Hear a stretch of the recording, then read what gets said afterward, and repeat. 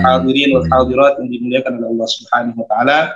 Tibalah kita di puncak acara kita pada malam hari ini, yaitu seminar yang insya Allah akan dipimpin oleh moderator kita, yakni Al-Mukarram wal Mukhtaram Al-Ustadz Bapak Taufik Hidayat MPD. Kepadanya dengan segenap kerendahan hati, waktu dan tempat kami persilahkan. Assalamualaikum warahmatullahi wabarakatuh. Waalaikumsalam warahmatullahi wabarakatuh. Alhamdulillahirabbil alamin. Wassalatu wassalamu ala asrafil anbiya'i wal mursalin sayyidina wa maulana Muhammadin ajma'in. Qala Allah ta'ala fi kitabihil karim, a'udzu billahi minasy syaithanir rajim. Wa kadzalika ja'alnakum ummatan wasatan litakunu syuhada'a 'alan nas wa yakuna ar-rasulu 'alaikum syahida. Wa ma ja'alna al-qiblata allati kunta 'alaiha illa lina'lama man yattabi'ur rasula mimman yanqalibu 'ala 'aqibai. Wa in kanat lakabiratan illa 'alal ladzina hadallahu wa ma kana Allah liyudhi'a imanakum innallaha bin-nasi laraufur rahim. Amma ba'du. Suaranya kecil, Ustaz.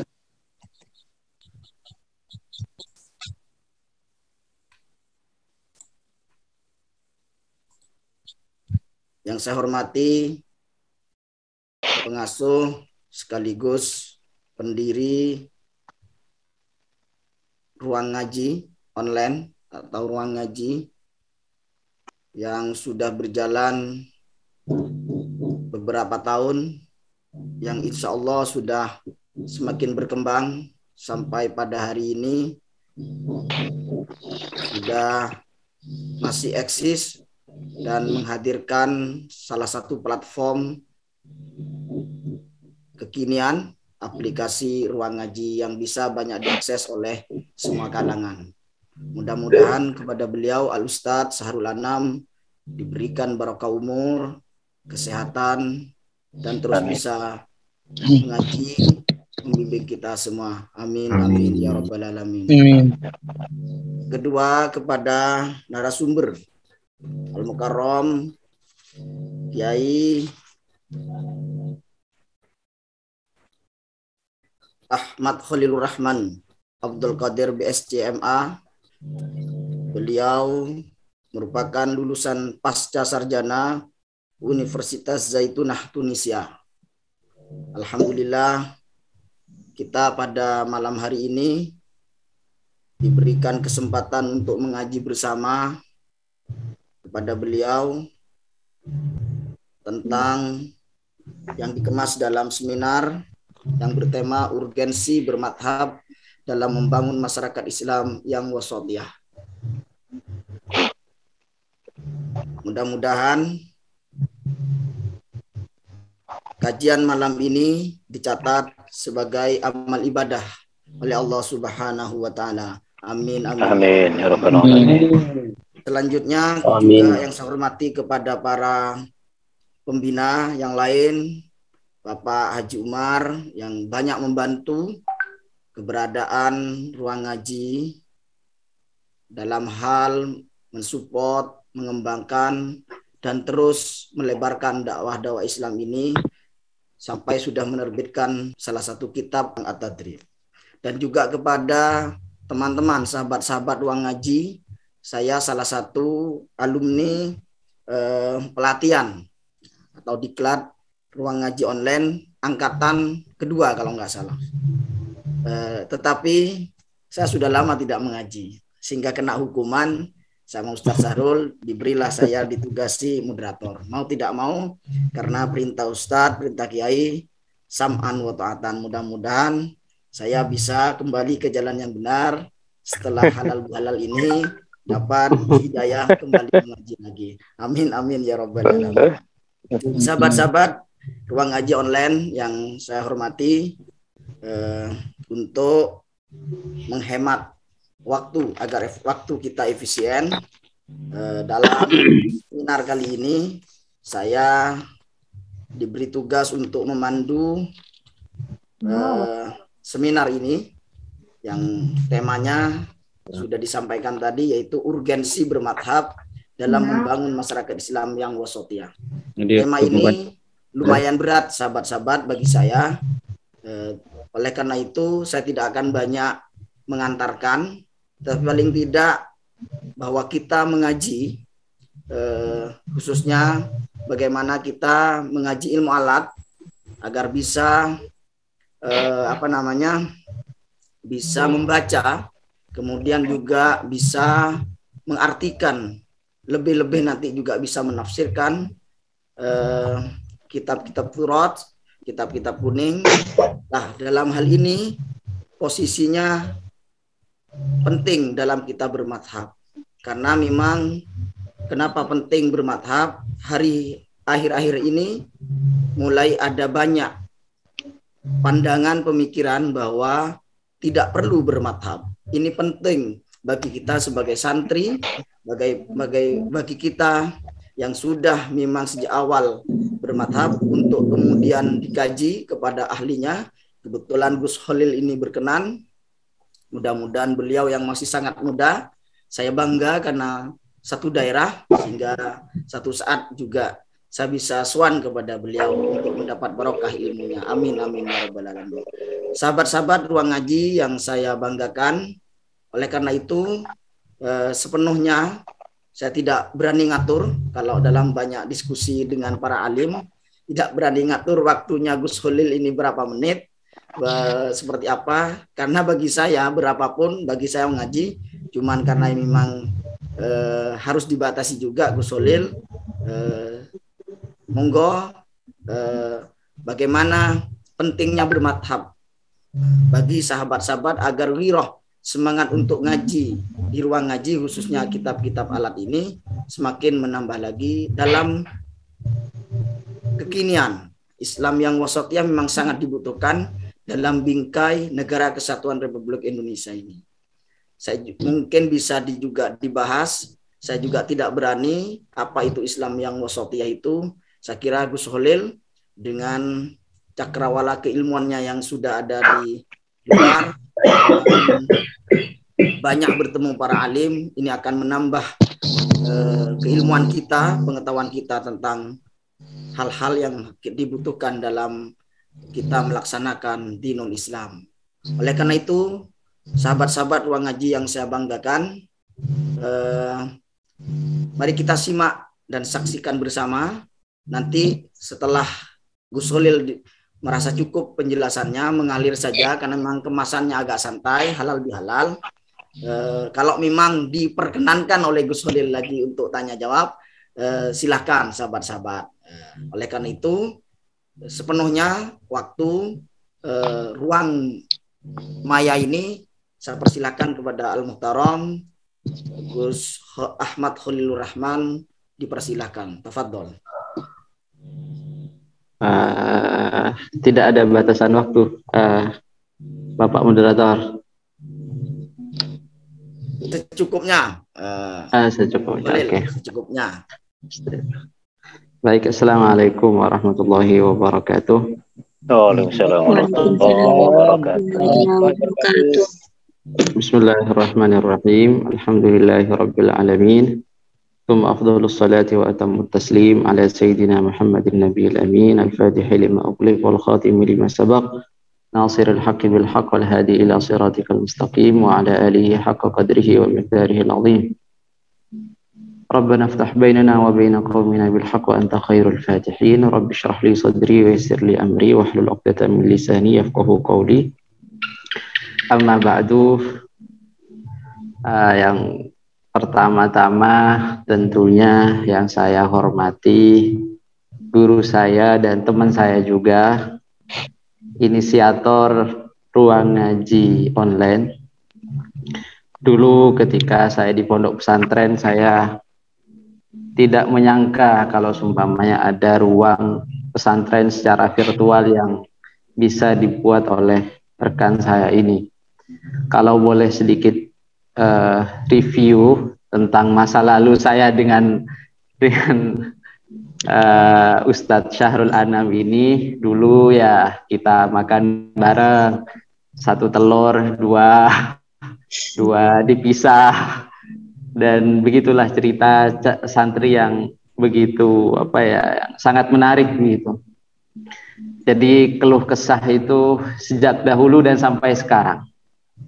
Kalau ingin saya ingin saya menyumbang pikiran, memang semua hal itu butuh semua penopangnya, termasuk ya yang tadi ini program aplikasi ruang ngaji online. Tentunya untuk continue harus dibutuhkan banyak penopangnya, termasuk ya dana. Semoga nantinya ruang ini banyak ratingnya tinggi, banyak yang download, sehingga ruang ngaji online ini bisa bermanfaat untuk masyarakat, untuk ya santri khususnya, untuk kita dan semuanya. Amin Allahumma amin. Soalnya kalau nggak ada dana itu nggak bakal jadi, Ustaz. Ada pepatah Arab mengatakan begini, al-amwal qiwamul a'mal. Harta itu merupakan tulang punggung dari semua proyek. Kalau cuma ide doang itu nggak bakal terjadi. Jadi memang ada pepatahnya, al-amwal qiwamul a'mal. Dan yang saya hormati semua guru-guru yang mengajar di ruang ngaji online, dan semua sahabat-sahabat, para pemirsa, terus para pendengar, perlu digarisbawahi, para moderator juga, Bapak Taufik, perlu digarisbawahi, saya ini sebetulnya bukan ahlinya dalam bidang ini, banyak yang lebih kompeten untuk menyampaikan materi ini. Saya sampai sekarang masih belajar, dan saya terus belajar insya Allah, dan semoga saya mati dalam keadaan belajar. Untuk menyingkat waktu rasanya saya ingin langsung ke materi saja. Begini, tentang bermadhab. Saya pikir tema ini sangat bagus sekali dan penting, urgen sekali di sekarang, apalagi kita dari masa risalah itu sudah hampir 1400 tahun. Biasanya secara fitrah, secara tabiat, orang yang semakin jauh, kita tidak usah mengaca terhadap ajaran saja ya, terhadap kebiasaan dari nenek moyang, dari kakek turun ke anak, itu kebiasaan itu akan semakin luntur. Sampai anak cucu biasanya kebiasaan yang terdahulu tidak sampai 7 turun, itu sudah kebiasaan yang dicontohkan oleh kakek-kakek kita, itu sudah sudah banyak hilang dari anak cucunya. Apalagi ya walillahil mathalul a'la, dan contohnya ini juga ajaran Islam semakin hari semakin menipis, dan memang ada hadisnya bahwa tidak ada suatu hari kecuali setelahnya itu lebih buruk daripadanya, dari yang sebelumnya. Oleh karena itu katanya di akhir zaman orang yang memegang terhadap agamanya itu seperti orang yang memegang terhadap bara api, dari saking dianggap aneh. Orang baik dianggap buruk, orang buruk dianggap baik. Begitu semakin luntur. Pentingnya harus kita bahas tentang tentang bermadhab ini. Sekarang begini, kita ini biasanya ketika mencari hukum, kita ini generasi praktis, generasi sekarang 5.0 kalau sekarang. Jadi kita browsing, dan Google itu adalah mesin pencari. Ketika kita mencari hukum, kita tidak tahu apakah website itu atau jawaban yang terlihat di Google itu merupakan jawaban dari orang-orang yang betul kompeten, atau lembaga yang betul-betul kompeten, atau pemikirannya betul-betul baik gitu. Kita tidak tahu itu. Yang penting apa namanya berbahasa Indonesia, menyediakan hukum, kita mengambil saja dari apa namanya dari website tersebut. Lah, ketika banyak orang yang mencari hukum ini dengan cara yang praktis, maka mereka akan meninggalkan turos-turos. Makanya sangat penting sekali ada ruang ngaji ini, karena ingin mengembalikan atau mempertahankan, kalau bisa mengembangkan dari ilmu-ilmu pesantren yang semakin hari ya semakin punah, dan memang harus mengikuti perkembangan zaman. Ketika semakin praktis, kita tidak tahu apa madhab dari website tersebut, apa website dari lembaga fatwa tersebut. Selain itu, sudah diberikan prolog oleh oleh Bapak moderator tadi, bahwa memang ada sebagian dai atau tokoh yang yang mengajak untuk tidak bermadhab kembali. Bagaimana cara beristidlal langsung terhadap terhadap hadis dan Quran tanpa melihat perkataan Al-Imam Syafi'i, mengatakan Al-Imam Malik, Imam Abu Hanifah dan Imam Malik dan semacam-macamnya. Lah, kegaduhan ini kegaduhan yang terjadi sekarang itu disebabkan karena apa? Satu yang ingin saya sampaikan sebelum betul-betul masuk terhadap ini. Problemnya bahwa agama ini sebetulnya adalah instrumen ilmu yang harus dipelajari.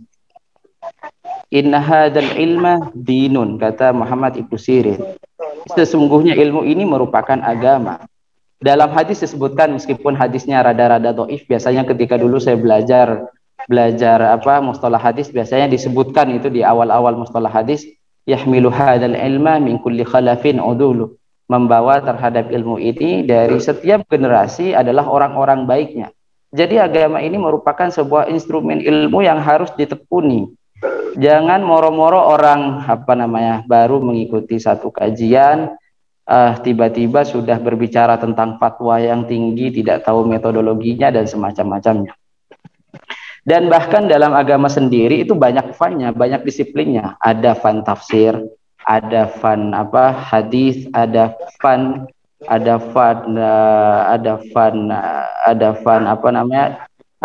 fikih, ada fan kalam, dan di dalam fikih tersebut masih banyak cabang-cabangnya. Kalau saya ingin memberikan gambaran secara umum itu mungkin antum bakal ruwet, saya akan sederhanakan sesederhana mungkin. Baik, tema jadi ketika kita meyakini bahwa ilmu itu merupakan instrumen dari ilmu pengetahuan, maka kita harus mengkaji agama tersebut secara utuh, secara benar, secara metodologisnya, dan dari abjadiyahnya, dari A sampai Z. Kalau saya beri contoh saja dalam ilmu fikih, agar pemikiran fikih kita itu lengkap, saya berikan contoh begini. Karena kalau tidak begini, antum secara bermadhab dalam mencari hukum fikih itu akan praktis. Saya akan beri contoh dalam ilmu fikih saja. Dalam pembacaan ilmu fikih itu ada beberapa fan yang harus kita kuasai. Yang pertama adalah fan yang mempelajari tentang masailul fikih, seperti kitab-kitab mutun, kitab hawashi. Kitab mutun itu yang antum pelajari, Fathul Qorib, Fathul Mu'in, Fathul Wahhab, dan kitab-kitab mutunnya sudah banyak. Ada syarah-syarahnya, ada hawashinya, itu satu. Yang kedua ada kitab usul fikih dan qawaidnya. Itu kitab usul fikih dan qawaidnya itu ribuan. Ada kitab tentang tabaqatul fuqahanya, tentang siapa ulama-ulamanya. Karena di situ kita akan mengetahui rentetan sejarah dari sebuah madhab itu. Dan biasanya ada ikhtiaratnya, kalau ada tentang pendapat-pendapat pribadi itu disebutkan dalam kitab tabaqat itu. Yang keempat ada kitab fatwa. Kitab fatwa itu merupakan praktek dari teoritis fikih. Terus ada kitab tentang nawazil, tentang fikih-fikih yang kontemporer, begitu komplit sekali, begitu begitu rumit sekali. Jadi dalam hukum fikih sendiri itu begitu membutuhkan waktu yang lama untuk untuk betul-betul matang. Jadi orang itu tidak mudah mengatakan kita beristidlal terhadap as-sunnah, bermudah terhadap istidlal dengan Al-Quran, tapi melalui proses yang panjang. Ini baru selesai pendidikannya 5 tahun, apalagi saya ya dari ini akan terus belajar untuk melengkapi kekurangan-kekurangan ini. Yang pertama yang ingin saya sampaikan, bermadhab, apa sih bermadhab itu? Madhab ini kalau saya analogikan itu adalah sebuah wadah yang dihasilkan oleh ijtihad ulama yang isinya merupakan hukum, dan ijtihad itu terus diuji kebenarannya. Jadi Imam Syafi'i mendirikan madhab, kemudian diikuti oleh muridnya. Pendapat Imam Syafi'i itu diuji, dicari dalilnya, dicari illat hukumnya, dicari alasan hukumnya, terus diperkuat dengan dalil ketika seumpamanya Imam Syafi'i tidak menyebutkan dalil, dicarikan dalil yang lebih. Kemudian kalau ada masalah yang tidak disebutkan oleh Imam Syafi'i, permasalahan itu dipecahkan dengan perkataan yang disebutkan oleh Imam Syafi'i. Begitu rumit sekali. Jadi madhab ini merupakan apa istilahnya ya? Merupakan bangunan yang sangat kokoh sekali, yang dibangun oleh para a'immah sejak dahulu, mulai dari bawah sampai atas lah, sekarang mau dibuang dengan anti madhab. Itu kalau saya sederhanakan madhab. Lah kenapa kok Imam Asy-Syafi'i, Imam Malik, pertanyaannya, Imam Abu Hanifah, Imam Ahmad bin Hanbal, Imam Asy-Syafi'i, kenapa cuma 4 ini? Sebetulnya para mujtahid itu banyak dahulunya. Cuma karena para muridnya tidak tidak melaksanakan atau tidak melanjutkan pemikiran dari gurunya, sehingga periwayatan madhab itu terputus, hilang. Sangat masyhur sekali perkataan Imam Asy-Syafi'i tentang Imam Laits, mengatakan begini, Al-Laitsu afqahu min Malik. Imam Laits ini sebetulnya lebih faqih daripada Imam Malik, lakinna ashabahu lam yaqumu bihi. Cuma para sahabatnya tidak melanjutkan pemikiran Imam Laits, sehingga pemikiran Imam Laits ini terputuskan. Lah, jadi sebetulnya banyak mujtahid. Cuma yang sekarang yang mustaqirroh, yang sudah tetap itu 4. Kalau seumpamanya antum ada iskal, kalau memang betul-betul madhab ini memang mencitrakan terhadap syariat, kenapa kok nggak dinisbatkan kepada madhab, seumpamanya madhab Abu Hurairah, madhab Ibnu Abbas, madhab Ibnu Mas'ud, sehingga kejanggalan tentang kelompok kanan yang sering kita dengar, bahwa madhab ini dianggap sesuatu yang bid'ah karena muncul di abad kedua, padahal mereka mengatakan salafiyah. Saya sebetulnya kurang setuju ketika menyebutkan kelompok yang kanan ini. Saya tidak, mohon maaf ya para pendengar ya, kalau saya tidak menyebutkan ini secara sore, secara tegas, karena untuk meminimalisir kesenggangan itu. Karena sebetulnya mereka bukan salafiyah gitu. Kalau kita memang betul-betul salafiyah, kita bermadhab, kita mengikuti Imam Abu Hanifah, Imam Malik, Imam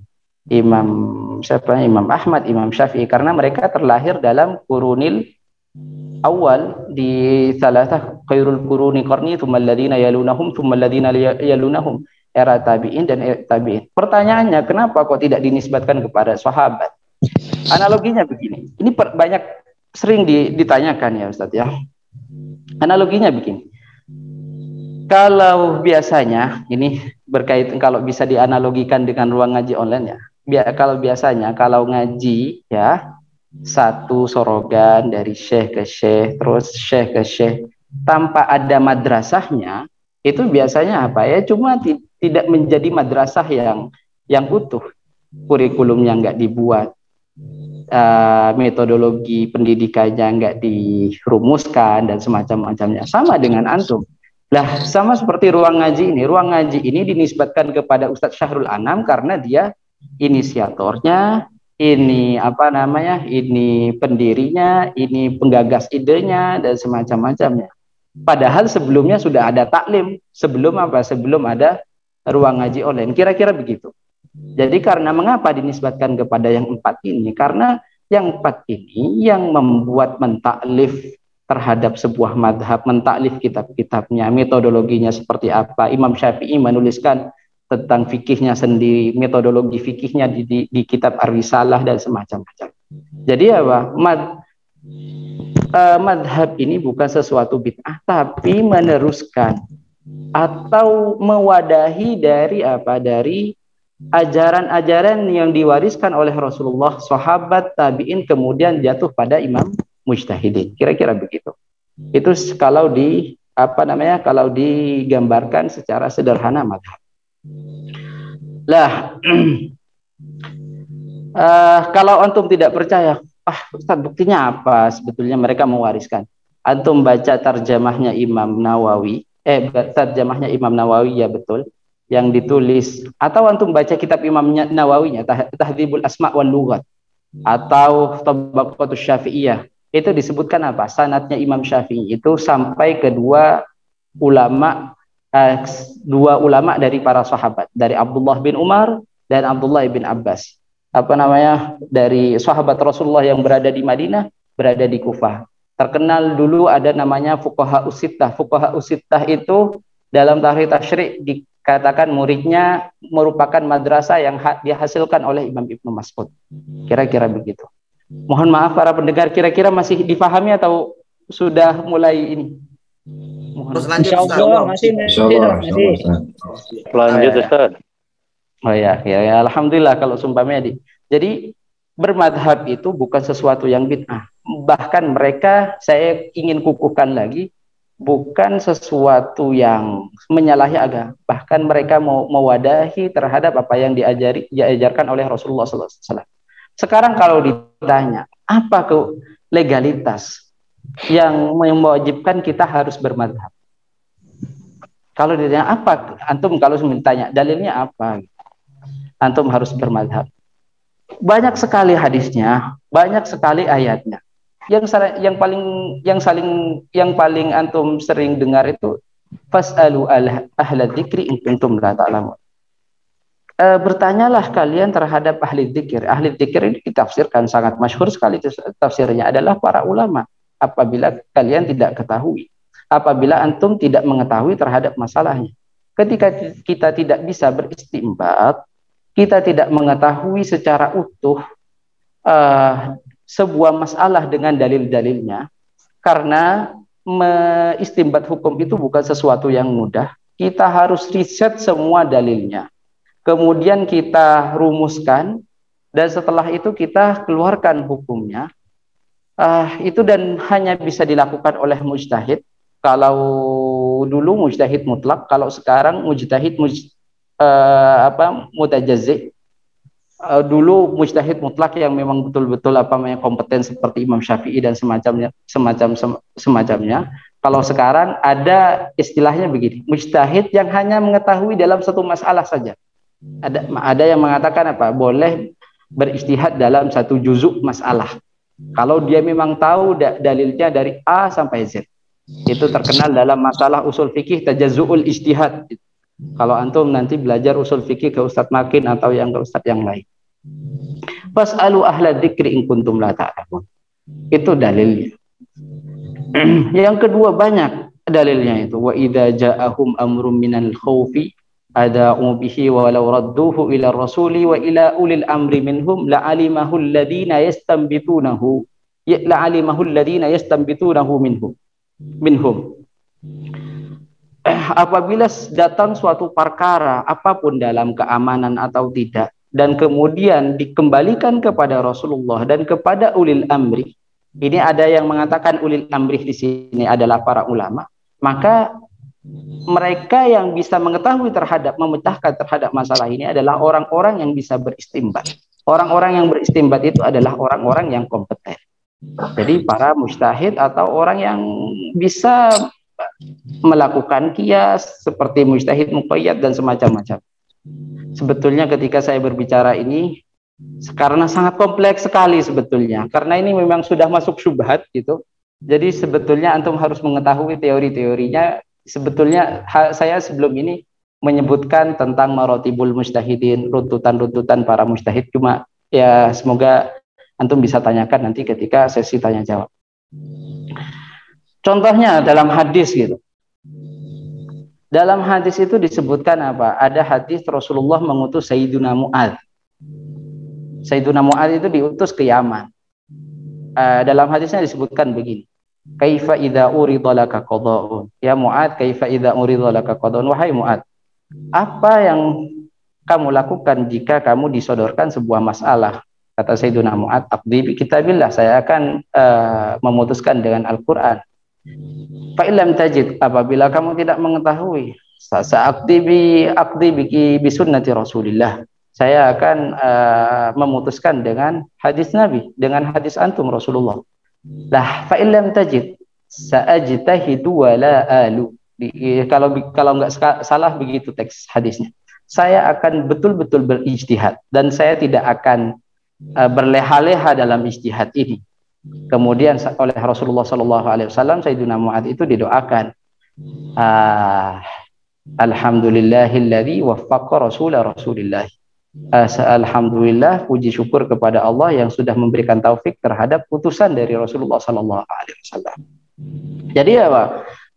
Antum kewajiban bermadhab itu ada dalilnya, ada legalitasnya.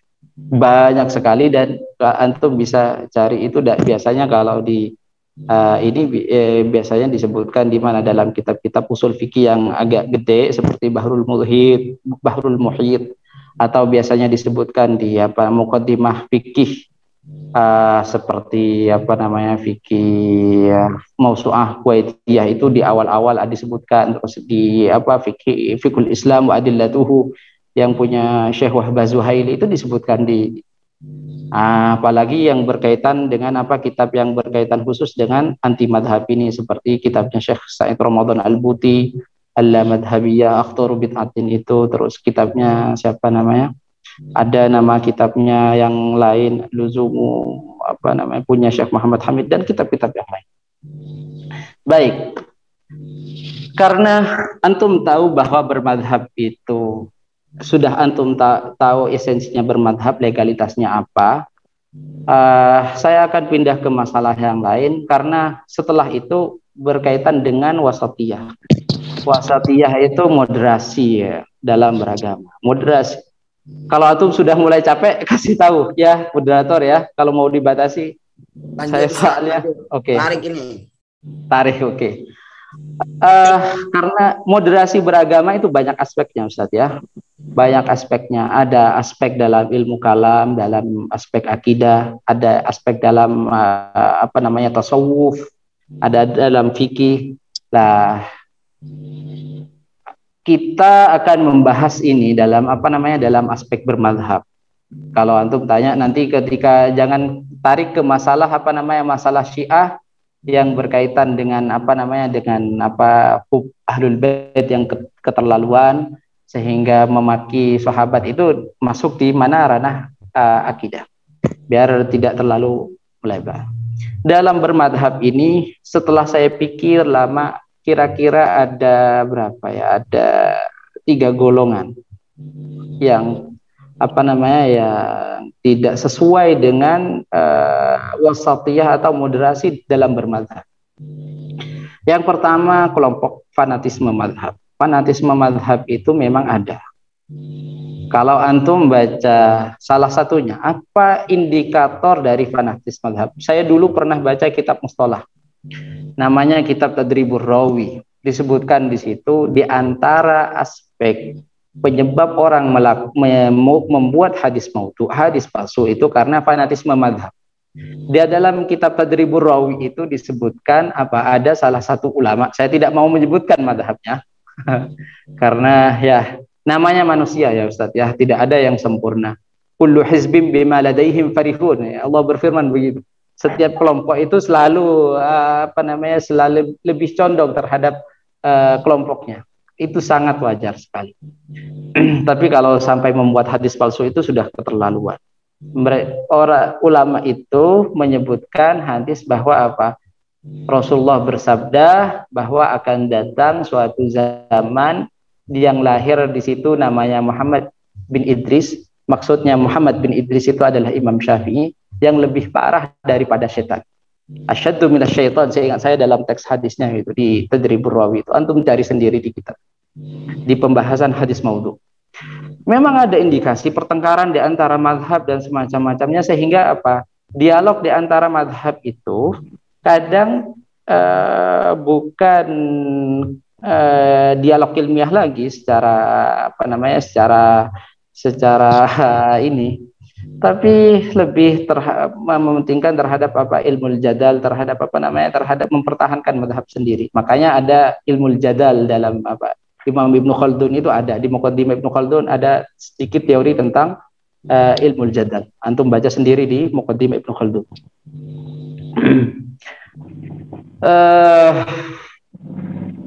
Itu fanatisme mazhab memang ada. Yang kedua yang berkaitan dengan mazhab ini, ada orang anti mazhab, fanatisme mazhab, karena sesuatu yang ekstrim akan menimbulkan ekstrim hal yang lain.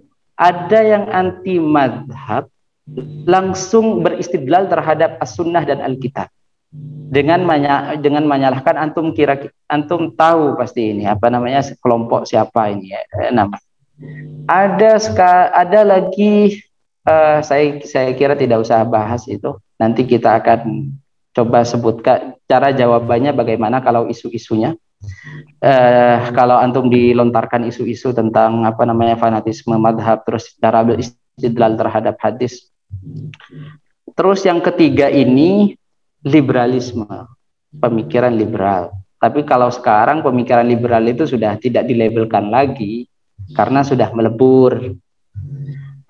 Indikasi Islam liberal itu terlalu apa namanya kalau bahasa ininya terlalu lemes. Antum ketika membaca Dawabitul Muslahah di muqaddimahnya itu, Dawabitul Muslahah itu ditulis oleh Syekh Buti. Banyak yang mengembalikan yang penting yang maslahatnya begini. Contoh yang sering saya dengar apa? Potong tangan itu tidak wajib, sumpamanya. Karena apa? Karena hukum yang penting kan jerah, kan gitu. Yang penting jerah, maslahatnya kan jerah. Yang penting jerah. Kalau sudah jerah nggak usah potong tangan. Sehingga apa? Menafikan sesuatu yang qat'i dalam dalam agama. Meskipun dalam penerapan potong tangan itu harus beberapa step. Saya tidak setuju terhadap Ikhwanul Muslimin yang mengatakan harus khilafah dan semacam-macamnya. Tapi kita harus beberapa step yang harus betul-betul fakih yang dirumuskan oleh para ahli fikih. Jadi 3 kelompok ini ya kelompok kanan yang mau beristidlal terhadap Ahlus Sunnah. Ada yang ingin ingin merobohkan rumusan hukum dengan mengembalikan semuanya terhadap maslahat, sehingga bentuk hukumnya itu hilang karena mengembalikan terhadap hikmahnya. Terus yang ketiga fanatisme. Lah, bagaimana kalau sumpamanya antum ditanyakan, kalau bermadhab itu kan kita akan kalau baca Fathul Qorib kan, madalilnya mana? Di dalam Fathul Qorib kesumpamanya al-ma'u arba'atu aqsamin, sumpamanya tahirun mutahhir. Yang pertama ma'un mutlak. Yang mengatakan ma'un mutlak itu dari mana dalilnya? Harus ma'un mutlak, ada ghairu musta'mal. Lah, kata para ulama begini, orang yang mengatakan begini berarti pengetahuan tentang fikih itu sebetulnya pendek sekali. Dia cuma hanya baca kitab utuh. Kalau antum naik lagi sedikit ke kitab-kitab yang sebelum ditarjih, sebelum disortir oleh para ulama seperti contohnya, saya berikan contoh sedikit, Nihayatul Matlab, kitab Nihayat Al-Bayan lil Imam Al-Umrani. Nihayatul Matlab itu ditulis oleh Imam Al-Haramain, syarah dari Mukhtasar Muzani. Itu di situ banyak sekali dalil, baik dari as-sunnah, baik dari dari Al-Quran dan qiyas. Sehingga Fiqhud dalil dalam madhab itu ditemukan dalam kitab-kitab besar seperti ini Hayatul Mutlaq. Bukan tidak ada dalilnya, mereka cuma baca kitab mutun gitu, kitab yang memang ditujukan untuk para orang-orang yang dasar, bukan orang-orang yang tinggi levelnya. Kalau level-level yang tinggi dia menguasai dalilnya, menguasai menguasai terhadap kausah hukumnya, ilat hukumnya, kira-kira begitu. Jadi kalau seumpamanya apa, dalilnya mana, itu merupakan kesalahan bagi saya sebetulnya. Yang kedua, fenomena ini kata Syekh Usama, ya, Syekh Usama, sebetulnya orang yang seperti ini ingin menghancurkan apa, konsep usul fikih. Antum tahu, ketika belajar usul fikih, takrif dari usul fikih itu al-adillah al-ijmaliyah wa turuq istifadatiha wa halu mustafidiha. Ada 3 komponen, ada adillah ijmaliyahnya, ada materi dalilnya, yang kedua cara istimbatnya, turuq istifadahnya, yang ketiga halu mustafidiha. Antum perhatikan dai-dai ya, dai-dai yang ingin mengembalikan terhadap terhadap dalil, terhadap Al-Qur'an dan hadis, itu mereka sangat jauh dari syarat-syarat kualifikasi sebagai mujtahid. Halu mustafidiyah itu sudah hilang. Jadi apa? Ghirah jihadnya itu kuat, ghirah keagamaannya kuat, cuma apa? Tidak dibarengi dengan kemampuan. Tidak dibarengi dengan kemampuan. Terus selain itu apa? Ingin dikembalikan ke Al-Qur'an dan hadis sunnah. Cara metodologi buat istimbatnya sudah dihapus. Itu berarti apa? Sekarang 2/3 dari ilmu usul fikih sudah habis. Selain itu, adillah al-ijmaliyahnya, adillah al-ijmaliyah itu ada adillah al-muttafaq fiha, ada al-adillah al-mukhtalaf fiha. Al-adillah mukhtalaf fiha dihapus. Istihsan, karena istihsan itu merupakan sebetulnya qiyas, maslahat mursalah itu sebetulnya qiyas. Itu apa namanya? Itu dihapus. Qiyas dihapus dalam al-adillah mukhtalaf fiha. Ijma, kadang sesuatu yang sudah diijma'kan oleh para ulama, mereka dobrak. Ijma didobrak. Yang tersisa itu apa? Al-Qur'an dan hadis. Jadi berapa kalau dipersenkan itu ya dalam usul fikih? Yang tersisa hanya berapa berarti ya? Semuanya sekitar 6% atau berapa ya? 10% dari usul fikih itu dihabiskan oleh mereka. Selain itu, mereka tidak mau terhadap hadis-hadis dhaif. Hadis dhaif itu dalam madhab Imam Ahmad itu didahulukan daripada qiyas dalam metodologi istimbat madhab Hambali. Jadi apa? Yang dihabiskan lagi dalam as-sunnah itu oleh orang-orang mereka itu apa? Dalam as-sunnah diambil sahih dan hasannya aja, dhaifnya udah dibuang. Itu sangat riskan sekali ketika ketika ada kelompok-kelompok yang seperti ini. Yang kedua, Pak, kalau seumpamanya tadi dikembalikan terhadap maslahat, karena kalau tidak dikembalikan terhadap maslahat, maka hukum itu akan jumud, akan tidak berkembang, tidak sesuai dengan zaman. Itu sering sekali disampaikan. Sangat salah sekali. Antum kalau seumpamanya baca terhadap Dawabitul Maslahah dan ada sedikit tentang kitab Maqasid yang dikarang oleh para ulama yang betul-betul mutamakin, saya kira antum akan tercerahkan. Maslahat itu tidak boleh bertabrakan dengan nas yang sharih, tidak baik dari Al-Quran dan hadis, dan tidak boleh bertabrakan dengan ijma, dan tidak boleh bertabrakan dengan qiyas yang jali. Jadi apa? Kalau seumpamanya qiyas ini, maslahat ini yang dijadikan alasan oleh mereka karena tidak kontekstualisasi hukumnya, itu bukan bukan tolak ukur, karena yang menjadi tolak ukur bagi kita realitas itu berada di bawah naungan syariat, bukan syariat berada di naungan realitas. Kalau seumpamanya antum melihat orang yang berzina, terus karena memang ada orang berzina, saya tadi tuh lihat podcastnya siapa, Said bercerita oleh podcastnya Gus Miftah dengan Deddy Kobuzar yang masalah LGBT. Mengapa dia mengangkat LGBT? Karena realitasnya ada gitu. Memang faktanya ada. Fakta ada itu bukan justifikasi kebenaran. Jadi kalau memang ada, oh karena ada benar. Tidak, nggak begitu. Jadi apa? Tidak semua yang ada itu yang benar.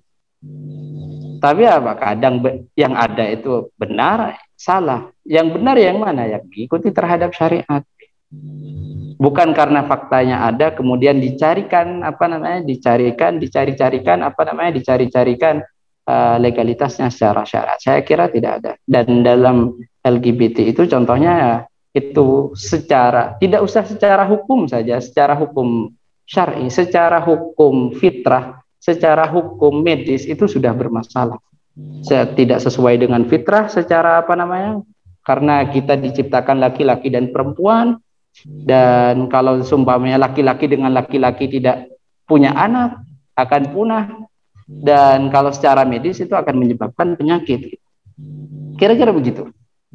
Oh, banyak sekali sebetulnya yang ingin saya sampaikan, cuma takut antum apa lagi ya?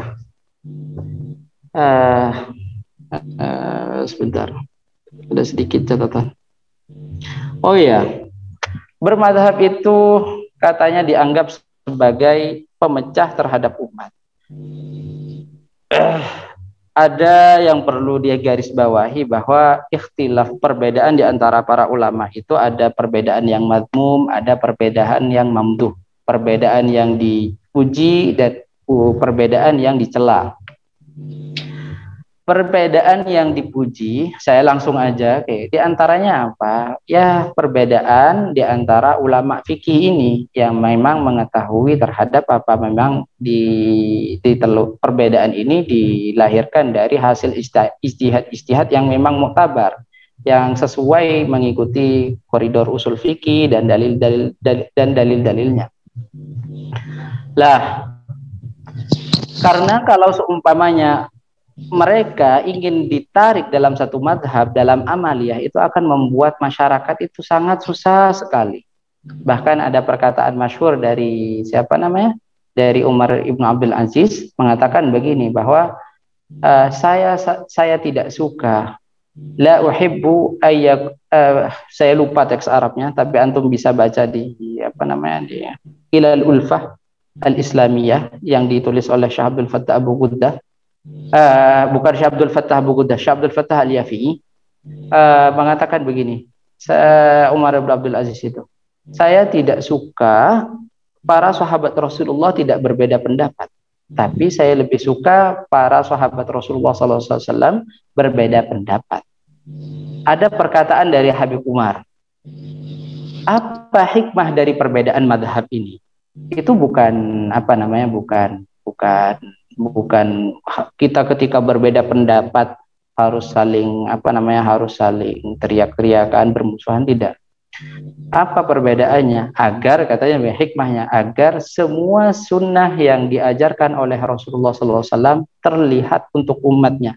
Jadi kalau untuk urusan yang barat, di Jazirah Arab yang bagian barat, Maroko bermadhab Maliki, ya sunnahnya dengan yang diajarkan oleh Rasulullah yang bermadhab Maliki. Yang kita yang Syafi'i, yang di Indonesia sunnahnya dengan yang diajarkan oleh Rasulullah dengan bermadhab Syafi'i. Kira-kira begitu. Jadi saling melengkapi setiap madhab itu.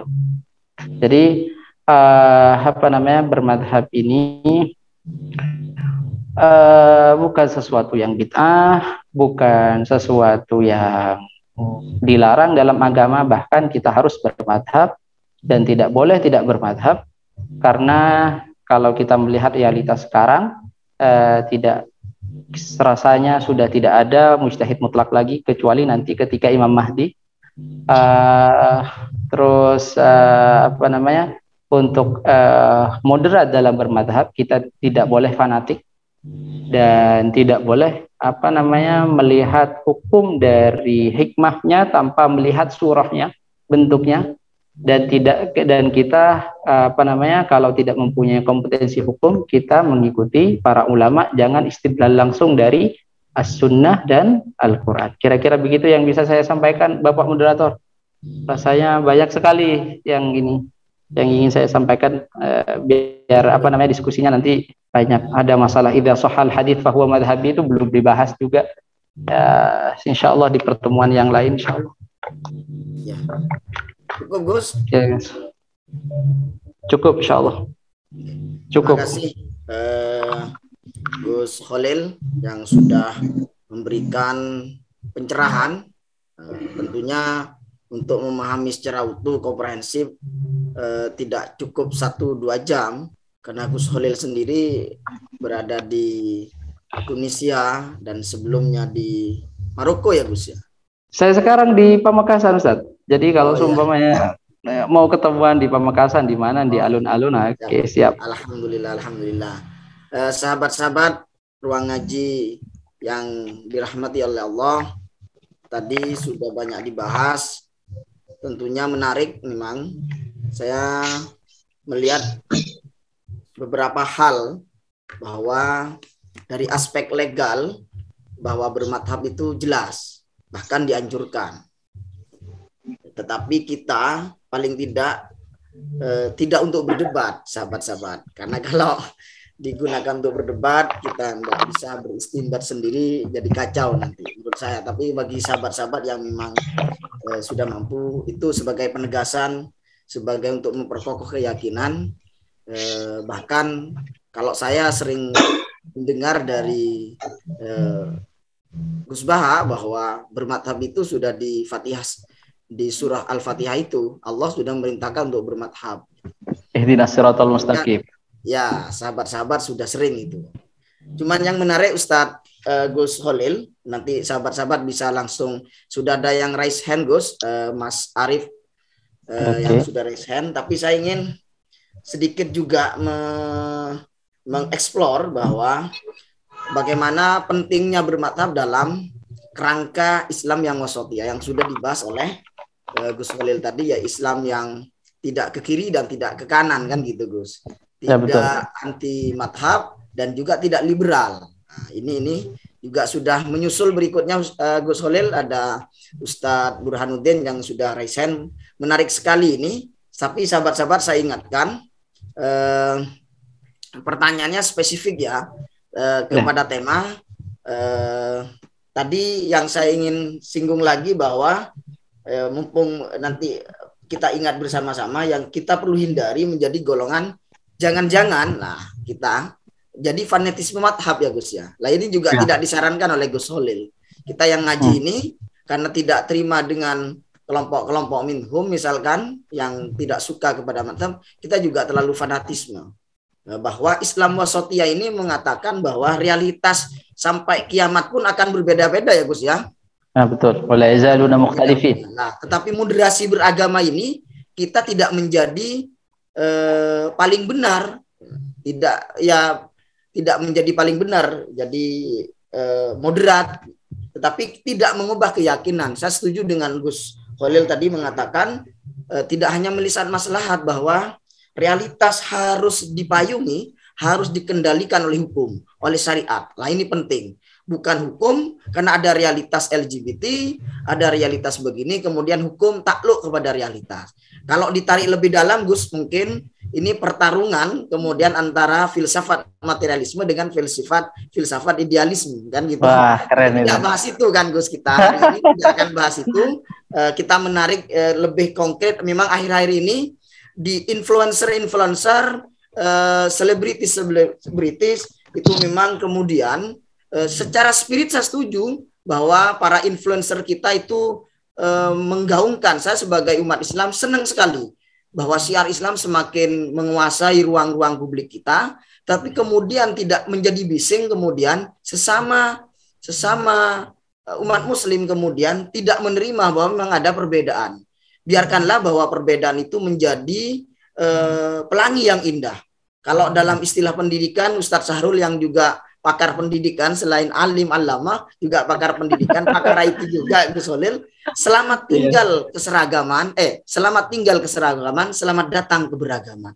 Itu di kurikulum sudah begitu Gus, kan begitu. Dan itu sudah diajarkan para pendahulu kita, para ulama-ulama kita. Sahabat-sahabat ruang ngaji yang dirahmati oleh Allah, saya persilahkan, saya juga membuka karena memang terbatasnya ruang dan waktu, bisa di kolom chat ya, nanti bisa langsung disambung oleh Gus Holil. Saya persilahkan kepada sahabat Arif untuk menanyakan langsung kepada, tetapi sahabat-sahabat mungkin juga saya tanya ke sahabat MC, sampai kapan waktunya, karena saya juga tadi tidak disediakan waktu, maka saya kepada Gus Holil, takut ini tidak boleh ngatur-ngatur kiai gitu kan. Saya termasuk yang mengikuti Gus Bah, saya termasuk kualat, Gus khawatir kualat nanti saya dianggap ngatur-ngatur kiai, maka saya minta kepada Gus Holil untuk mengeksplorasi sendiri. Jadi karena waktu hari saat ini 21.28, tapi saya lihat masih bertahan jumlah peserta kita, Gus, berarti materi kita memang sangat menarik. Mohon saya diingatkan kepada teman-teman MC atau kepada Ustadz Sahrul Anam kalau memang dirasa memang sudah cukup waktunya. Seperti kepada ngaji biasa mungkin Pak Taufik. Seperti ngaji biasa kita maksimal jam 11 maksimal itu sudah. Maksimal jam 11, baik. Jam 11 ini, jam 11 di sini maksudnya di Kalimantan Timur. Oh, berarti 30 menit lagi. Oh iya saya lupa, saya di Kalimantan Timur. Karena di Papua Mas Wahyudin ini kasihan. Nanti jam 12 di situ. Siap. Kalau saya jam 1 kalau temanya kayak gini siap. Soalnya di Lombok ini sudah jam 10 juga ya, jam setengah 11 juga.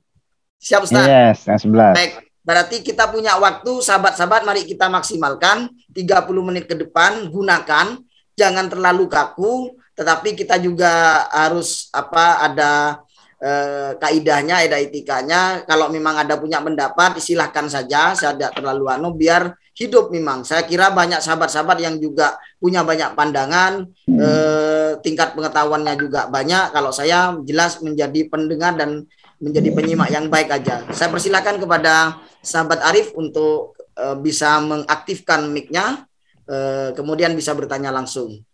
Saya persilakan sahabat Arif.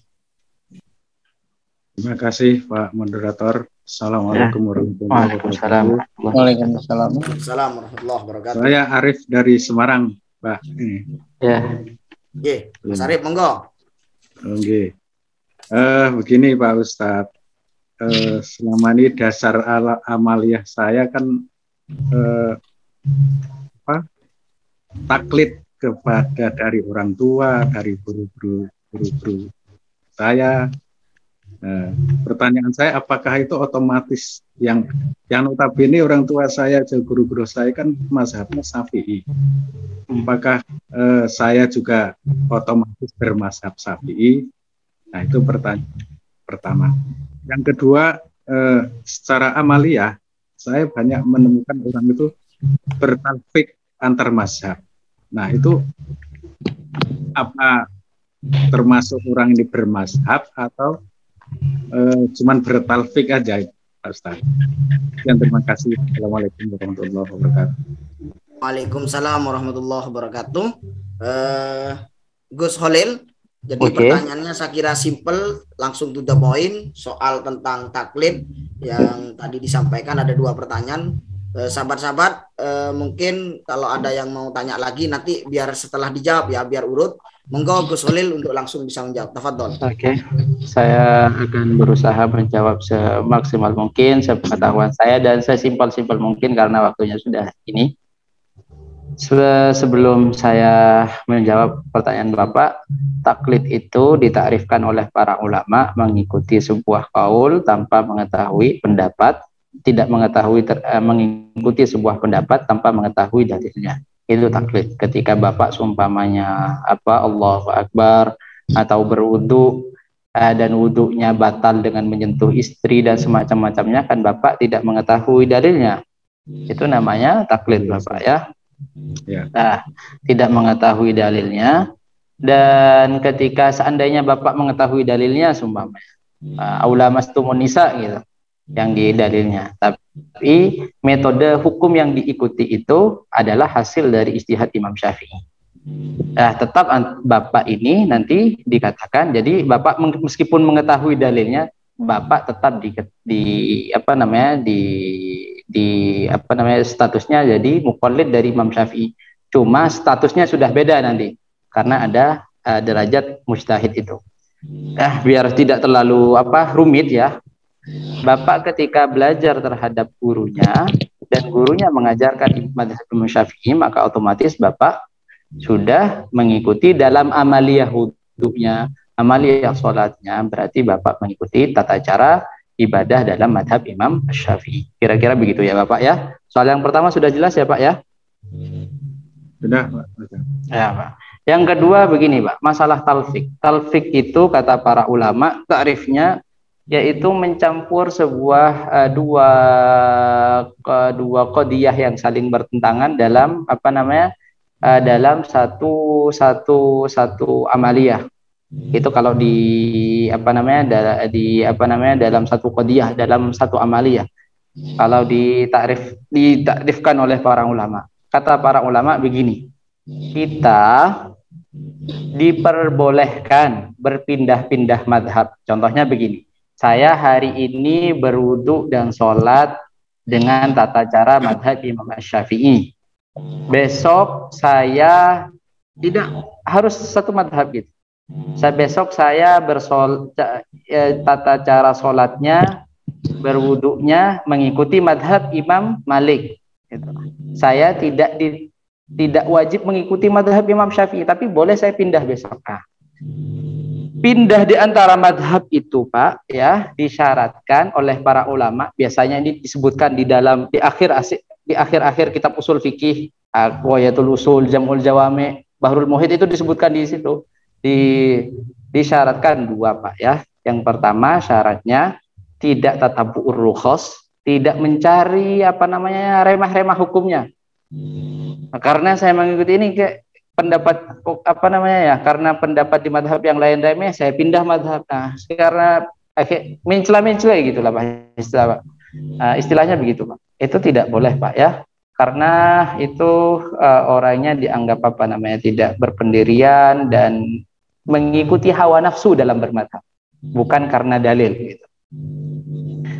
Terus dan tidak boleh talfik. Ini dia talfik. Contohnya begini Pak, Bapak ya dalam berwudu, contohnya ya, dalam berwudu Bapak mengikuti tata cara madhabnya Imam Syafi'i. Membasuh rambut sedikit kan cukup ya Pak ya, membasuh rambut begini aja gitu. Tapi batalnya dalam masalah mubtilatul wudu, Bapak mengikuti madhab Hanafi yang bersentuhan dengan istri tidak tidak batal. Sedangkan dalam madhab Hanafi itu kalau seumpamanya berwudu itu harus dengan rubu'ul ra'si. Paling tidak nasiyahnya katanya. Kalau nggak keliru begitu. Dalam madhab Hanafi. Kalau Maliki semuanya Pak. Ya, jadi semuanya gitu. Itu tidak boleh Pak. Karena mengapa? Itu yang namanya talfik. Karena apa? Karena wudu itu tidak sah menurut kedua madhab. Paham ya Pak ya? Karena wudhu tersebut dengan cara begitu tidak sah menurut dua madhab.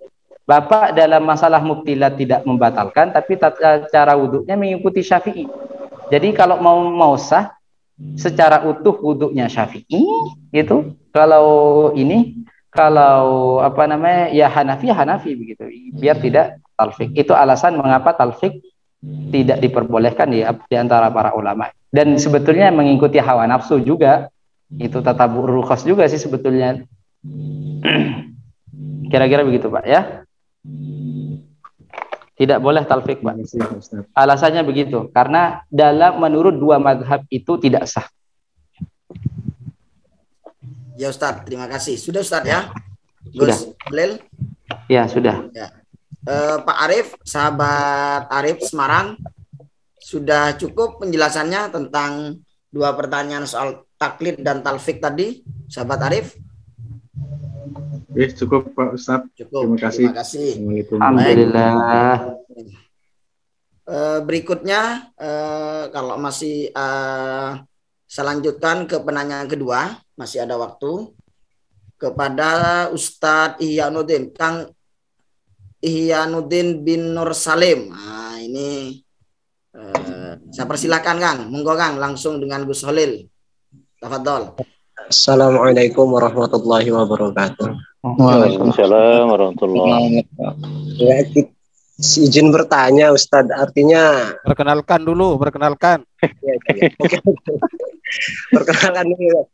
Nama saya Hianudin dari Banten, Ustadz. Ya. Artinya saya mau bertanya tentang menukil ibarat dari kitab yang belum pernah kita kaji itu seperti apa kok konsekuensi hukumnya gitu. Ya, Pak.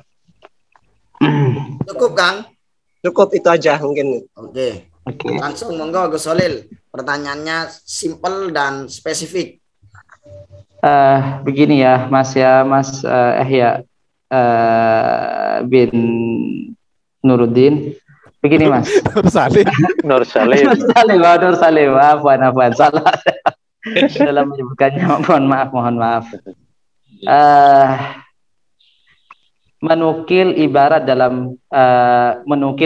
ya dalam kitab turos yang kita kaji gitu. Saya kayak ingin insting saya Bapak Ihya itu maksudnya dalam kalau ditanya orang kemudian menukil ibarat gitu ya. Berarti itu ya. Ya, kalau kita menukil ibarat terus di kitab yang belum pernah kita kaji itu konsekuensi hukumnya seperti apa gitu. Bacaannya benar Bang enggak? Betul. Kalau bacanya mau benar itu belajar ke Ustadz Sahrul nanti ya. Gini, Ustadz Ihya, ini sebetulnya masuk ke ranah fatwa. Kalau Bapak ditanya tentang hukum oleh seseorang ya, itu masuk ke ranah fatwa. Fatwa itu ada bedanya antara fatwa dan hukum materi hukumnya. Yang menyebutkan perbedaan itu Imam Qarafi. Beliau punya astagfirullahaladzim, kitab tipis. Bukan Al-Furuq ya. Kalau Al-Furuq ada di situ, cuma ada di kaidah, susah untuk mencari. Tanzilul Ahkam Bainal Fatawa, lupa saya panjang nama kitab. Hukum yang sudah jadi ya, hukum yang sudah jadi itu namanya masih hukum. Ketika sudah diterapkan ke bawah, itu akhirnya menjadi fatwa istilahnya dalam ilmu syariat. Makanya Imam Ibnu Hajar menulis tentang Syarah Minhaj, tapi beliau punya fatwa gitu. Jadi materi hukumnya diterapkan kepada realitas. Ketika Mas Ihya menukil sebuah ibarat dari sebuah kitab, maka ketika Mas Ihya menjawab masalah itu ya, yang pertama wakiknya harus sesuai ya. Wakiknya harus sesuai dengan isi dari ibarat itu. Karena apa? Syarat dari fatwa itu harus aslah lil mustafti. Harus fatwanya lebih aslah lil fatwa. Terhadap orang yang minta fatwa. Kadang mengapa demikian? Kadang begini, dalam satu hukum itu ada perbedaan ada beda penerapan. Saya berikan contoh sesimpel-simpel mungkin. Ada riwayat Imam Syafi'i ini kejadiannya. Ada riwayat Rasulullah ditanyakan tentang mencium istrinya di waktu bulan puasa. Dalam satu kejadian diperbolehkan, dalam satu kejadian diharamkan. Lah itu kan dalam kasus yang sama. Itu berarti apa? Sekarang mustaftinya harus dipertimbangkan. Wakil dari mustaftinya harus dilihat. Makanya fatwa itu bukan cuma belajar kitab kuning Fathul Qorib, kemudian Fathul Mu'in itu bisa berfatwa, tapi ada adawatnya. Dia harus tahu realitasnya dan semacam-macamnya. Ini rumit lagi nih. Jadi terus ditanya, diiskalkan, ada yang bertanya, ya Rasulullah, kalau ada yang kenapa kok di sini diharamkan, satunya diperbolehkan? Iya, karena yang tanya yang di awal, yang diperbolehkan itu udah tua, nggak mungkin dia syahwat.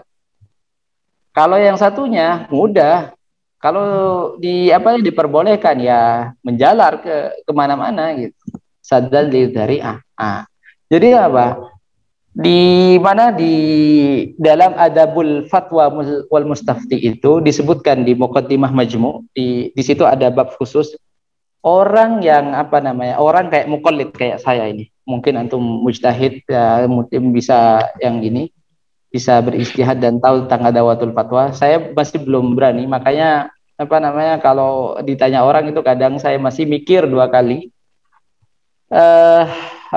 Disyaratkan di situ begini.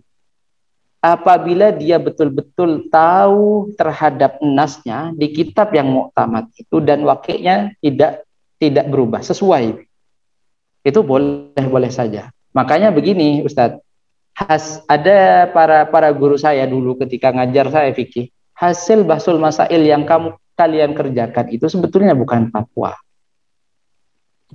Sebetulnya bukan fatwa. Fatwa itu dirumuskan oleh para ifta yang betul-betul betul-betul mempunyai kompetensi, karena yang dilakukan oleh bahsul masail itu para tolabah, kemudian ada musahihnya 1, 2, 3. Kadang realitasnya kita masih tidak tahu, ada yang mauquf begini, ya mungkin ada ya sebagian hasil dari bahsul masail yang betul-betul tepat, yang sama sesuainya kualitasnya dengan fatwa, karena komponennya sudah mumpuni. Tapi kalau fatwa secara umum itu dirumuskan oleh para orang-orang yang betul-betul kompeten, ada risetnya, begini wakilnya dan semacam-macamnya, baru dirumuskan. Nah, kira-kira begitu ya. Jadi menukil sebuah ibarat itu harus hati-hati Ustadz Yahya. Jadi sesuai enggak dengan dengan orang yang mau ditanyakan. Itu Ustadz Yahya ya, kira-kira begitu. Itu ada kitabnya khusus tentang adawatul fatwa, adabul fatwa itu. Ada Ibnu Hamdan menulis Muqaddimah, di Muqaddimah Majmu' itu menulis Imam Nawawi, ada Imam Ibnu Shalah, banyak. Cukup, Kiai? Ya cukup, kira-kira begitu. Jelas mungkin ya? Gus Holil. Sangat jelas. Ya. Ya, sangat jelas sudah. Jelas ya. Terang benderang berarti Kang ya? Alhamdulillah. Sahabat-sahabat ruang ngaji yang dirahmati Allah, kita masih ada 15 menit lagi. Silakan kalau masih ada yang mau sharing, unek-unek, mumpung ketemu Gus Holil. Jadi Mas Taufik. Ini Kang Sukardi, senior kita ini luar biasa, menjadi motivator buat sahabat-sahabat untuk bisa terus ngaji. Nah, ya Kang. Kang Sukardi. Assalamualaikum warahmatullahi wabarakatuh. Waalaikumsalam warahmatullahi wabarakatuh. Ya, perkenalkan Gus Holil ya. Saya Sukardi dari Banten juga. Dari tangga Masihia tuh. Ini saya ingin bertanya nih. Akhir-akhir ini terjadi fenomena yang sangat unik menurut saya tuh. Kita mengaku bermazhab Syafi'i, tetapi melaksanakan sholat tarawih itu 11 rakaat. Apakah itu termasuk talfik atau bukan Ustaz itu? Mohon penjelasan. Terima kasih. Gimana Ustaz? Rakaatnya berapa tadi? Yang pakai 8 tambah 3 witir gitu. Tapi sementara beliau itu mengaku mazhab Syafi'i gitu. Itu gimana konsekuensinya itu Ustaz? Itu penjelasan Gus Holil soal ini spesifik furu'iyah tentang sholat tarawih yang mau 23. Masih hangat soal ini. Iya, masih hangat nih, belum lama. Kayaknya habis Kangnya. Habis debat dengan yang 11. Monggo Gus Holil bisa memberikan pencerahan. Tafadhol. Maaf ini Gus Holil, videonya kena ini mau dipin tapi kena tutup. Maaf. Bisa dinyalakan kembali ya videonya. Oke, siap. Ini memang rada iseng ini. Saudara Ustaz Syahrul Anam sejak dulu nih. Enggak, ketutup. Enggak, dulu telurnya diambil sama saya soalnya ketika di pondok. Rebutan kalau makan. Gini Ustadz ya, sholat tarawih itu kata para ulama kan 20 rakaat. Ya, 20 rakaat. Sebetulnya tidak dilakukan 20 rakaat pun itu tetap sholat tarawih. Bapak seumpamanya sholat tarawih 2 rakaat, tetap hasolah Bapak itu tetap dikatakan sholat tarawih, cuma ganjarannya tidak sebesar orang yang melakukan 20 rakaat. Bahkan kalau Bapak seumpamanya, semoga Bapak diberikan rezeki ya, bisa ziarah ke Haramain Syarafain semuanya, amin. Amin, Ya, amin, yang Haramain Syarafain, dan kemudian bisa ziarah ke Tarim di mana, di Yaman, karena saya satunya dulu pernah di Yaman. Di bulan Ramadan itu Bapak itu bisa melaksanakan sholat tarawih itu, kalau Bapak kuat bisa 100 ya satu malam. Cuma saya nggak bisa kalau 100, paling maksimal itu 60 dulu. Itu bahkan bisa begitu. Jadi dalam satu masjid itu dikerjakan 20 rakaat, kemudian setelah itu witirnya dilengkapi ya, nggak ganjil. Kalau witir sumpamanya ingin pindah pindah tarawih itu, kemudian pindah ke satu masjid yang lain. Karena contohnya dalam satu masjid itu jam 9 sumpamanya tarawih, kemudian di masjid yang lain jam 10 tarawih lagi gitu. Terus kemudian witir sampai akhirnya witirnya genap jadi 11. Jadi Pak, seandainya orang sumpamanya melaksanakan 8 rakaat itu tetap dikatakan bermadzhab Syafi'i, cuma tidak melakukan yang afdol. Tapi kalau ada orang yang membatasi tarawih cuma 8, itu dia yang bermasalah. Ya Pak ya, itu bedanya ya. Kalau pengerjaannya sama teori hukumnya sama hukumnya itu yang bermasalah. Tarawih itu cuma ada 8, salah. Kayak begitu Pak, berarti dia bukan bermadzhab Syafi'i, berarti dia. Ya, kalau sumpamanya hanya pengerjaannya 8, nggak masalah Pak, karena begini Pak, dalam pengerjaan itu sama kita dengan beragama. Kita beragama, berusaha melakukan semua yang diajarkan oleh agama semaksimal mungkin. Tapi ya yang namanya kita manusia tidak lepas dari kekurangan, ada kadang kita semangat, ada kita ini. Jadi sesuai dengan kemampuan kita dalam melakukan bermadhab, dalam kemampuan kita beragama, dan itu tidak mengurangi tidak mengurangi istilahnya mengurangi nama kemadhaban itu. Kita gara-gara sumpamanya tidak sholat tarawih tidak dikatakan muslim, enggak, tetap muslim. Gitu Pak. Ya, kira-kira gitu Pak ya. Yang jelas ya Pak ya. Mungkin Gus Holil tadi perlu ditambah soal apakah kalau sholat tarawihnya yang 11 salam itu 8 plus 3 itu masuk di kategori bermadhab Syafi'i, karena ada realita katanya Kang siapa tadi itu Kang Sukardi bahwa ada yang melakukan tarawih 8 plus 3 tapi mengatakan dia Syafi'iyah gitu Kang ya. Nggih. Tip Mas Taufik. Monggo Gus Holil penegasan itu. Mungkin apakah yang 8 plus 3 itu masuk Syafi'i atau bukan kan gitu. Penegasannya bukan di pelaksanaannya Pak, dalam keyakinan hukumnya. Itu kalau dia meyakini bahwa dia 8 rakaat, dia bukan madhab Syafi'i, karena dalam madhab Syafi'i yang namanya tarawih itu 20 rakaat, gitu Pak ya. Bukan pengerjaannya Pak. Soalnya kalau pengerjaannya itu banyak dari yang Syafi'i juga sholat 8 rakaat. Ambil diskon ya, berarti. Ya, ambil diskon. Ya. Soalnya saya kasih contoh ya, Bapak itu perjalanan capek, mau melakukan 20 lelah sumpamanya. Bapak bisa mengambil ya 4 rakaat, tetap dikatakan Bapak itu dikatakan sholat tarawih, cuma pengerjaannya nggak maksimal aja, dan ganjarannya tidak sesuai dengan yang 20, pasti itu Pak. Siap. Jadi siap, itu ya tipis paham, Gus. Pak, ya. Ini baru paham Gus. Jadi bedakan soal pemahaman atau kesetujuan, kesepahaman tentang 20 rakaat apa 8 rakaat. Kalau dalam keyakinannya 20 rakaat tapi pengerjaannya bisa 8, bisa 4 karena ada ilat tertentu, itu tetap Syafi'iyah. Tapi kalau dibalik, Gus, kalau keyakinannya adalah 8 tapi kerjakannya 20 gitu. Ini masuknya mana? Betul. Mana kira-kira Gus? Itu kalau kayak begitu ya Pak, saya tidak pernah menemukan nasnya. Yang itu yang tidak pernah menemukan nasnya. Cuma ada begini. Cuma ada begini Pak. Ya. Tentang. Cuma ada begini Pak ya. Ada yang begini. Di dalam teori niat itu di di kaidah fikih al-umuru bimaqasidiha, orang itu yuta'abbad bima fi dhannihi. Apa istilahnya ya, bima fi. Itu beribadah dengan sesuatu yang dia yakini atau dia yang prasangka kuatkan. Karena kalau dalam hukum fikih itu mayoritas dunun kata para ulama. Betul.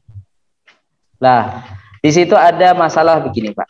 Ada laki-laki menjima istrinya tapi dia meyakini perempuan lain. Itu Pak ya, itu apa? Tidak dikatakan zina tapi haram. Karena apa? Dia dia melaksanakan tidak sesuai dengan keyakinannya. Berbeda dengan yang tadi ya. Tadi itu 20 cuma di korting gitu Pak. Tetap ya, maksudnya yang 4 itu tetap include yang 20 gitu. Beda dengan ini. Dia melakukan paham ya, bisa dipahami perbedaan. Dia meyakini 8 maksimal. Jadi apa? Ketika lebih dari 8, dia akan meyakini ketika 10, 12 berarti ibadahnya ibadah batilah, kan begitu ya Pak? Ya, batal, betul. Batal lah. Ketika orang melaksanakan terhadap ibadah batilah itu hukumnya haram, Pak. Tidak boleh. Karena apa? Dia sudah melakukan sesuatu yang berbeda dengan dengan yang dia berbeda dengan sesuatu yang dia prasangka kuatkan. Itu ada kaidahnya, Pak. Masuk terhadap ibadah yang batilah dengan itu enggak boleh. Karena ya ta'abbad bima huwa fasid fi dhatihi. Kira-kira begitu, Pak. Ya, terima kasih Gus. Berarti ibadahnya main-main. Kang Sukardi jelas ya, Kang ya? Sudah bisa ada jawaban nanti kalau ketemu sahabatnya yang mengaku Syafi'i itu, Kang ya. Siap, Mas Taufik. Sahabat-sahabat ruang ngaji, waktu kita semakin sempit, tetapi masih ada. Kang Burhan sudah raise hand, tapi izinkan saya untuk wasoti ya. Karena saya lihat di partisipan ini ada juga sahabati-sahabati, mungkin ada sahabati yang mau bertanya langsung kepada Gus Holil, dipersilakan sebelum Kang Burhan.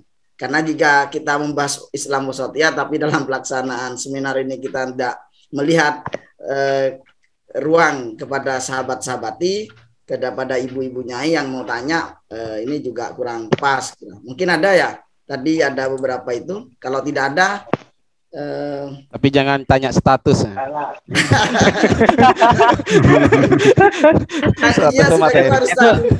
Sebetulnya tadi yang kiroah di awal itu sudah sudah nyinggung. Udah kemana-mana. Pak Irfan jadi udah nyinggung itu. Tujuan kiroahnya memang untuk Gus Holil itu ya. Padahal temanya bermadhab ya Ustadz ya. Untuk Kang Burhan langsung spesifik untuk pertanyaannya kepada Gus Holil, karena memang tidak ada sahabati yang raise hand atau yang ada yang di chat tadi Gus Holil. Sebelum ke Kang Burhan nanti digabung saja jawabannya.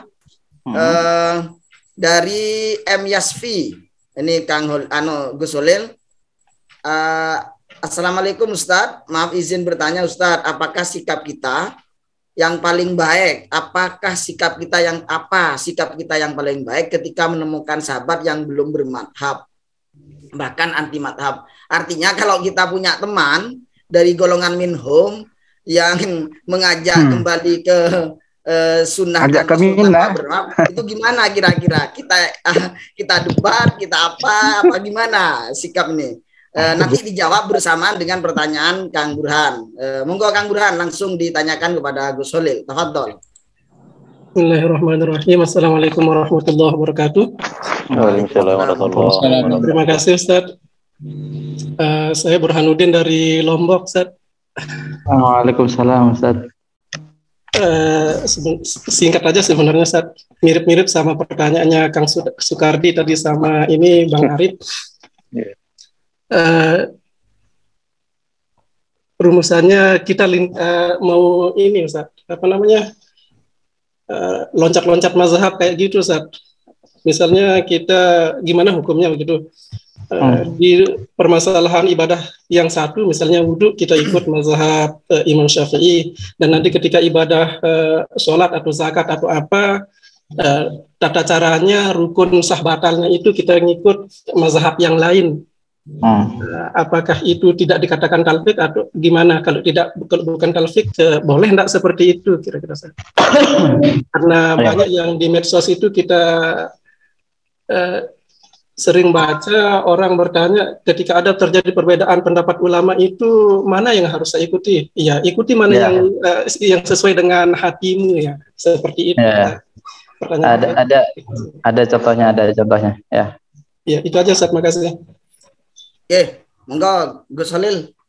Tafadhol. Oke, begini, yang pertama, apakah sikap kita ketika menemukan sahabat kita yang anti madhab?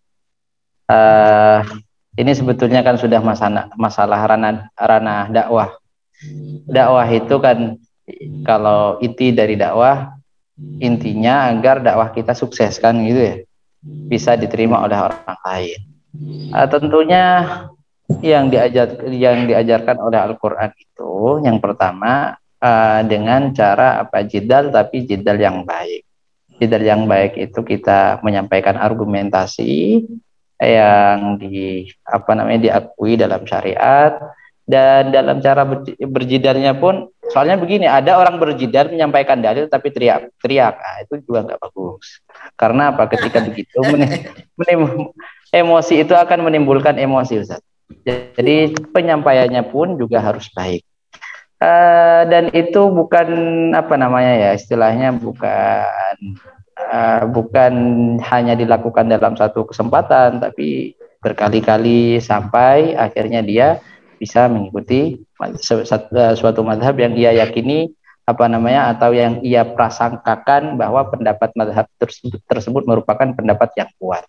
Itu saja Ustaz tentang tentang madhab. Kalau sumpamanya tetap dia tidak mau bermadhab, kita sudah menyampaikan, ya kita jangan istilahnya kamu kafir, enggak. Dia tetap muslim selama dia mengatakan la ilaha illallah Muhammad Rasulullah.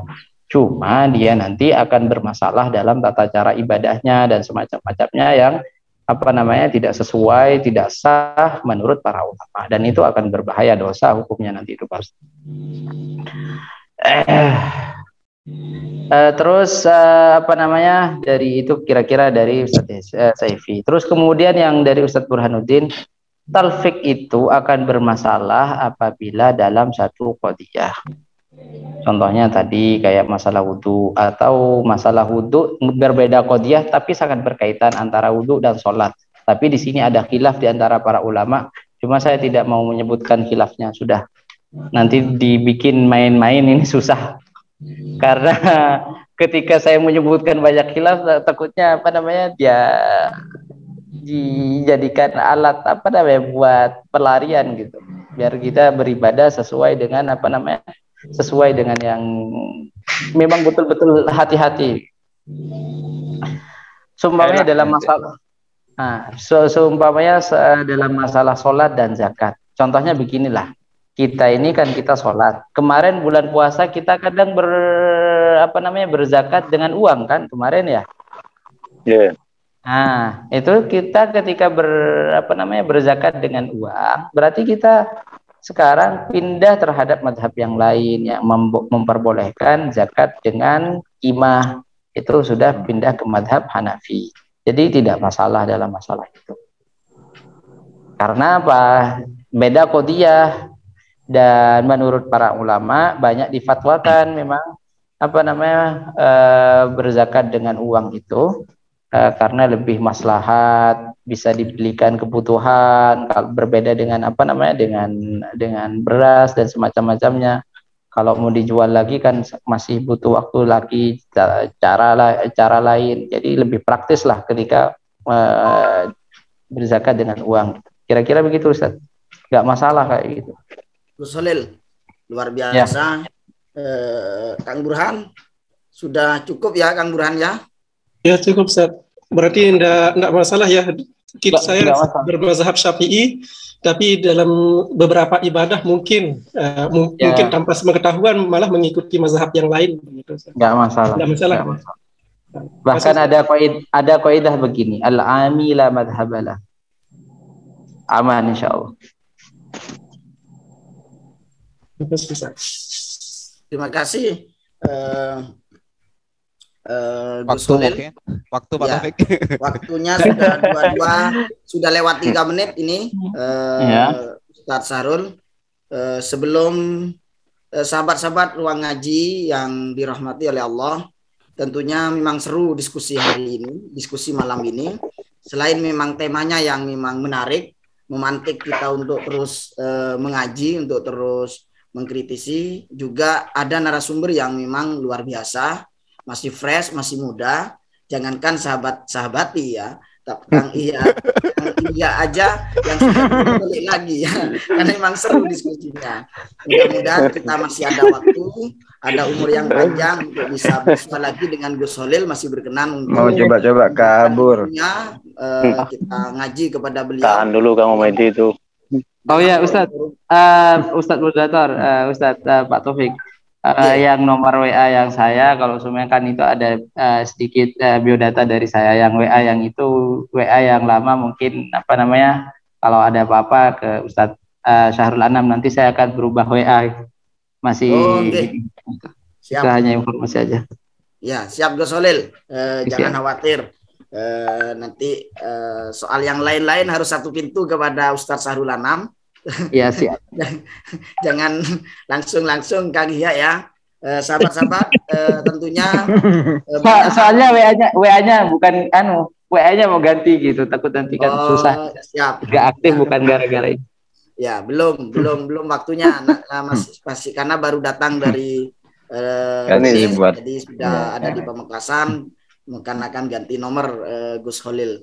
Sahabat-sahabat ruang ngaji, saya tidak akan mereview kembali karena tapi yang paling penting bahwa kita urgensi bermadhab itu tidak menjadikan kita fanatisme, karena tadi disampaikan oleh Gus Holil, fanatisme salah satu yang kita hindari adalah golongan fanatisme terhadap madhab, karena itu juga tidak relevan, bertentangan dengan ajaran-ajaran Islam yang wasatiyah. Dengan bermadhab itu kita justru mendorong bahwa membangun masyarakat Islam yang wasatiyah, karena di dalam bermadhab sendiri memang perbedaan-perbedaan itu dirangkul bukan dipukul gitu.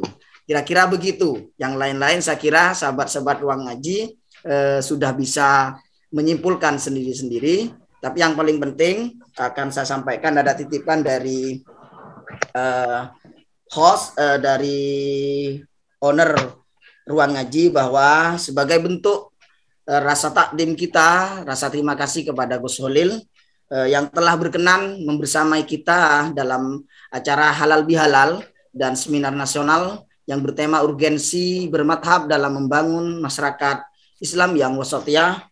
Beliau akan memberikan kenang-kenangan berupa kaos ruang ngaji ya, dan hasil karya teman-teman ruang ngaji berupa kitab at-tadrib. Mudah-mudahan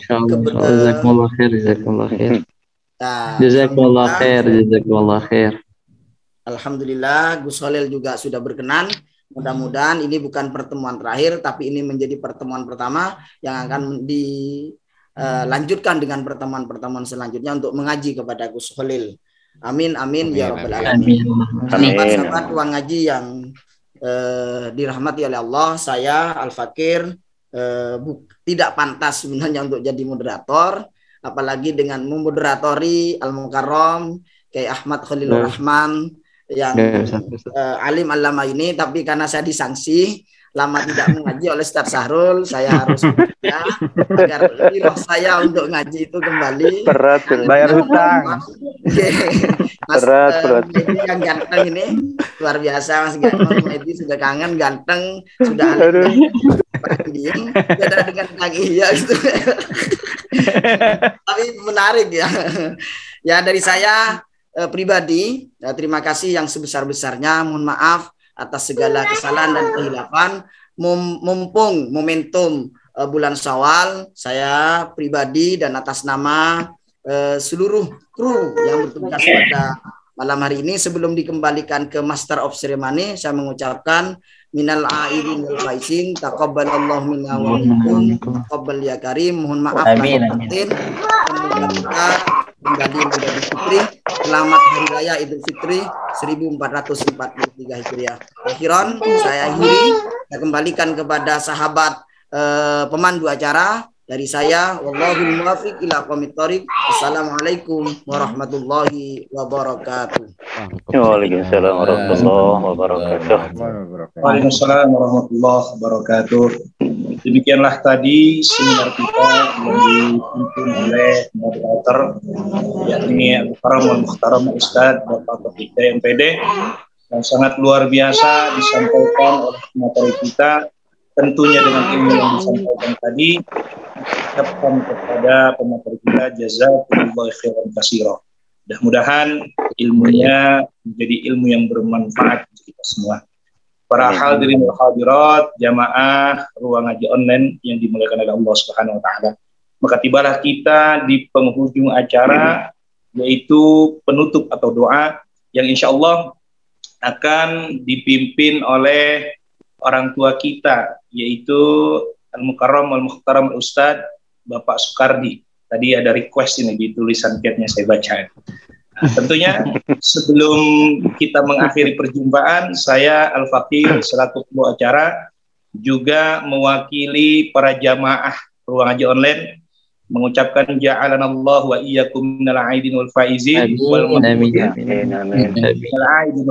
wal maqbulin. Mohon maaf lahir dan batin.